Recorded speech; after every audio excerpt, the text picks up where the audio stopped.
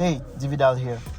In today's video, I'm going to go over some tips and tricks in the Note20 Ultra. The Note20 Ultra has lots of features. Some people take time to customize their phones, but some don't really take time exploring their phones. So if you're thinking about buying this phone, you can stick to the end of the video to see some amazing features. Before diving into the video, as you can see, I have a case on the phone. This is a clear case. It looks a little bulky, but it protects the phone. You can check it in the description below. One of the very first things people like to do after setting up their phone is giving a name to the device. To do so, you go to the settings, scroll all the way down, then go to About Phone, click on Edit, then rename your device. It's always good to do that in order to recognize your device. Whenever you are transferring files, it will help identify the device quickly. Now, in the bottom, you have these three buttons. When you press this one right here, you have all the recent apps used. And down here, you have some suggested apps. You can disable them. To do so, you press these three dots, then go to Settings. Then you disable the suggested apps. Now, if you go back, you press this again, you won't see the suggested apps. To enable it, you follow the same steps. Next, you can customize your folder. You can change the folder name by tapping here. You can also customize the color of the folder. And if you want to add more apps in the folder, tap the plus sign. Choose any application, then tap Done. And there you go. You have your new app in the folder. Next, you can customize your grid layout. To do so, you pinch the screen, tap on Home Screen Settings. If you want to see more apps on the screen, go to Home Screen Grid. And you have the choice to add up to 5 rows and 6 columns of apps on your screen. I don't like my screen to be crowded, so I leave it at 4x5. In the same home screen settings, you can do the same for the app screen grid. As I mentioned earlier, I don't like my screen to be crowded, so I leave the app screen grid at 4x5 as well. The next feature is still in the home screen settings. To access all the apps, you can swipe up or swipe down on the home screen. Another way to access the apps is you can add a button to open the app as well. You just go ahead and enable the apps button. Now you can see a button at the bottom that allows you to open the app screen. Since you can swipe up or down to access the app screen, to maximize the use of the gestures, you can use the swipe down for another feature. You can go to the home screen settings, enable the swipe down for a notification panel. Now when you go to the home screen, you can swipe down to access notification panel. Very convenient. Without that feature disabled, you would have to swipe down from the top of the screen to access the notification panel.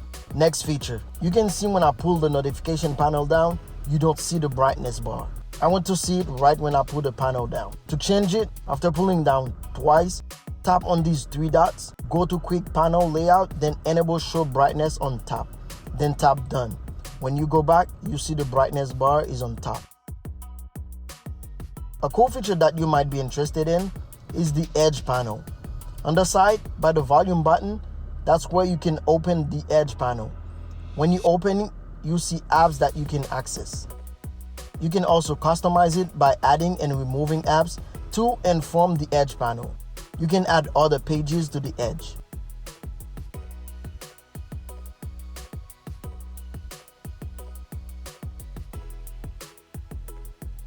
You can turn on the Edge lighting for different apps. When you receive a notification from the apps you selected for the Edge lighting, it will light up to let you know.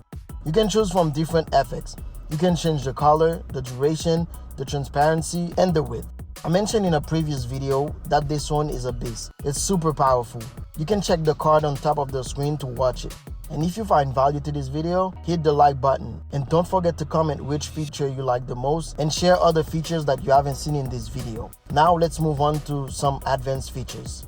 To maximize the sound quality of the Note20 Ultra, you can go to Settings, then go to Sounds and Vibration, scroll down, then go to Sound Quality and Effects. From there, you can enable Dolby Atmos. You can leave it on auto or choose between movie, music, or voice. And if you are a gamer and want to take advantage of a good sound, you can also enable Dolby Atmos for gaming. This phone has everything. Now, if you are someone who likes to watch movies, videos on your device, you'll definitely need to check this out. Go to Settings, Advanced Features, scroll down, then go to Video Enhancer. With that feature enabled, you will have a better experience watching videos, movies, and more. And this applies to all the multimedia applications downloaded on your phone. If you have something on the home screen that you want to move or disable, you can do that by pressing and holding the app. Then tap Select Items. After selecting the item, you can choose between disable or remove from home.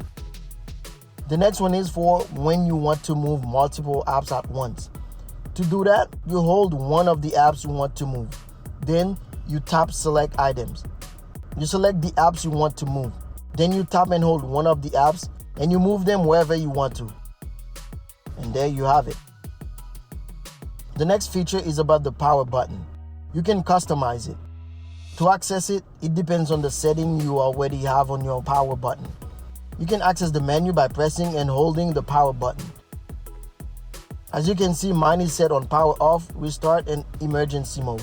And in the bottom, you have side key settings. You can access the settings right here. You can also access it by going to the settings, advanced features, then side key. And a third way to access it is when you pull down the notification panel, then you tap the power logo. It's up to you to choose how you want to access it. By default, when you double press the power button, it launches the camera. You can set it on whatever you want in the menu. You can set it to launch any app you want. The Note20 Ultra has a refresh rate up to 120 Hz. To change the smoothness, go to Settings, Display, then go to Motion Smoothness. You can either choose Standard, that is 60 Hz refresh rate, or Adaptive. When you have Adaptive mode on, screen refresh rate is automatically adjusted. It's smoother when scrolling. When you choose 60 Hz, you can save battery. You can also get the highest resolution. Things will look sharper on the screen. But at this point, Adaptive mode won't be available. Since we're talking about the Note, I have to go over some features of the S Pen. Once you remove the S Pen from the phone, a menu is shown. You can also access the menu by pressing the S Pen button close to the screen. When the S Pen is out, you will always see an icon on the screen. You can move it wherever you prefer, or you can even remove it from the screen. Now, from the menu, you can select anything you want to use. You can also customize the menu by adding more apps you would like to use while using the S Pen. You can go to the bottom, you select Add Shortcuts. You can add or remove apps. From this list, you can choose any apps that you want to add. You cannot add more than 10 shortcuts. After adding up to 10 items to the list, to modify the list while it's open, you go to Settings, then Shortcuts. You can add and remove items to and from the list. It can also be accessed from the settings. Go to Advanced Features, tap S Pen, then Shortcut. Earlier, I mentioned that you can remove the floating icon. Here from this menu, you can enable or disable to show the floating icon. Now let's talk about the camera. If you're taking a single take, you can choose the length between 5 and 10 seconds. There are a lot of features. You have a menu at the bottom, but there are a lot more features than that. When you go to More, you see that we have all that. Let's say you want to add hyperlapse in the menu to access it quickly. You tap this pen, you press and hold, then drag and drop. Now you have hyperlapse in the menu. You can add more based on your preference. Another cool feature with the camera, you can move the shutter button. Place it wherever is convenient for you. Let's say you want to take a portrait selfie. You can move it closer to your finger.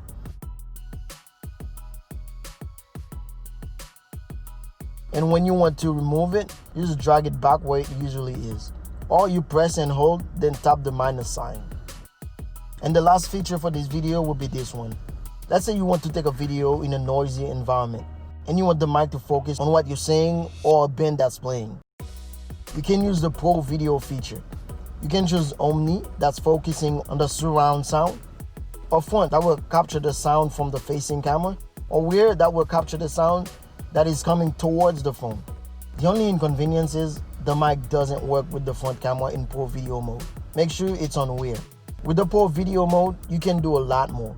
You can adjust the ISO, the aperture, the white balance, and a lot more like a real camera. You can use this phone to film good professional video. The Note20 Ultra is a very powerful device. It does have a lot of features. You need to maximize your experience. Please let me know in the comment section below which feature you like the most. If you found value in this video, please like, share. And if you are new to the channel, don't forget to hit subscribe. Thanks for watching.